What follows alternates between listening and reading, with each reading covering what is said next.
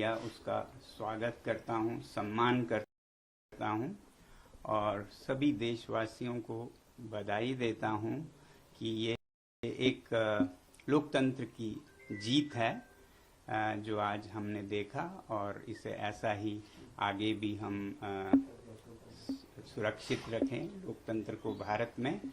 और देश की युवा पीढ़ी को मैं बधाई देना चाहता हूं और धन्यवाद देना चाहता हूं सीजेपी के हमारे टीम और भाइयों और बहनों को जिन्होंने ये मुद्दा उठाया सबसे पहले और जो वॉलंटियर्स जिन्होंने उनका साथ निभाया, जो देश भर से छात्र और युवक और बड़े बूढ़े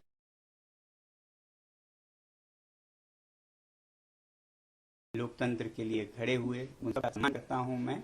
और सबसे बड़ी बात कि जिस तरह से उन्होंने शांति बनाए रखा जहां ये प्रदर्शन हो रहे थे, कुछ जगहों पे दुर्भाग्य है कि छुटपुट घटनाएं भी देखी।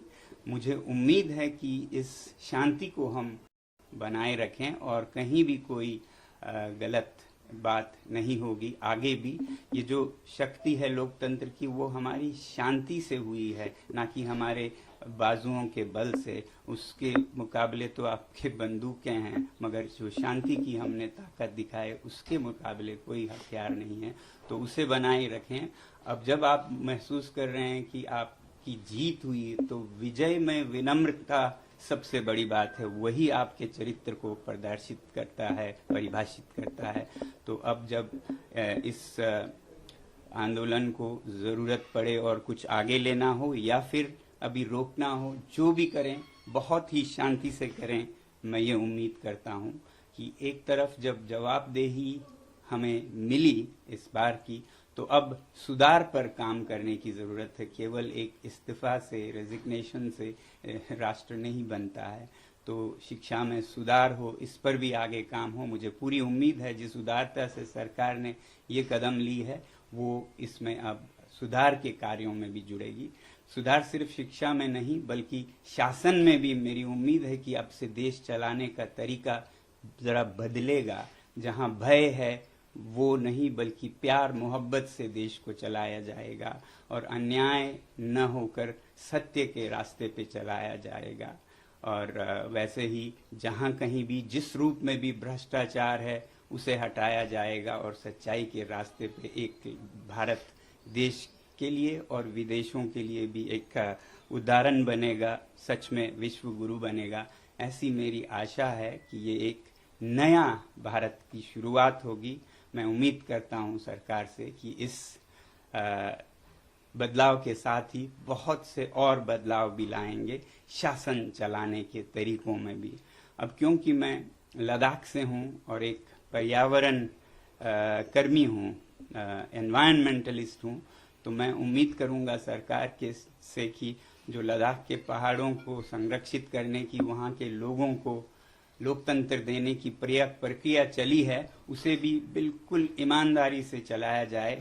उसे कमज़ोर करने की कुछ कोशिशें हो रही हैं, वो सब छोड़कर जनता के साथ प्यार मोहब्बत से मिलकर हम सीमाओं को सुदृढ़ और शांत बनाएं, विकास के रास्ते पे लें।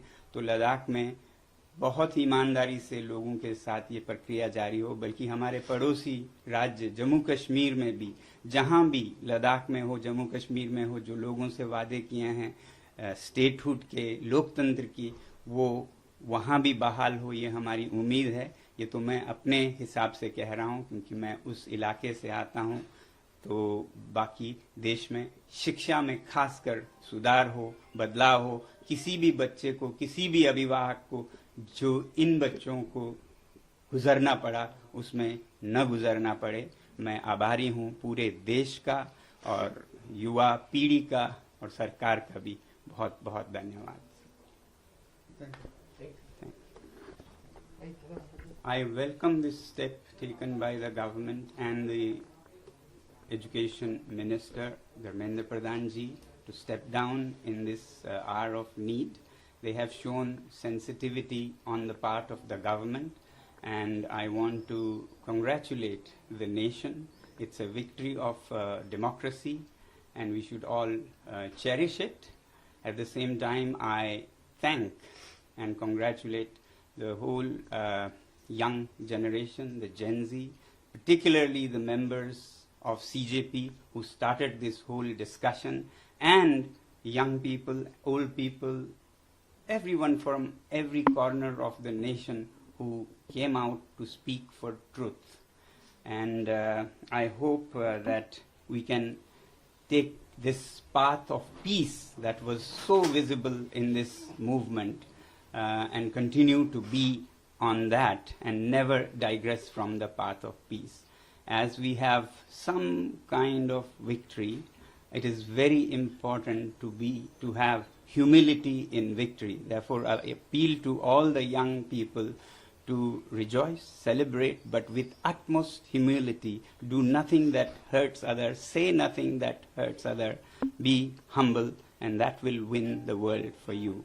So with these words, I think that we'll have an era of reforms now.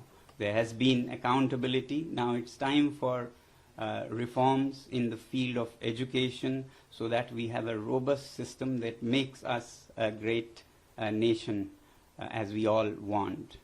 And I hope that this kind of reforms are seen now not only in education but also in governance, where we have fear replaced by love for citizens. Not out of fear governance should be.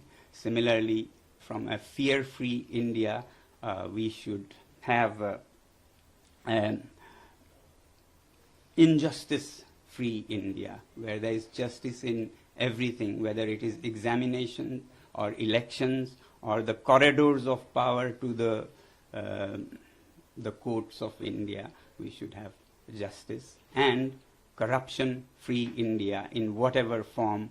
We should hope that there will be measures taken along with this to make it a clean governance in our country. So I congratulate everyone on this occasion, and being from Ladakh and the mountains of the nation and being an environmentalist, that the process of democracy restoration that has started in Ladakh will be taken up with utmost sincerity on the part of the government along with the people.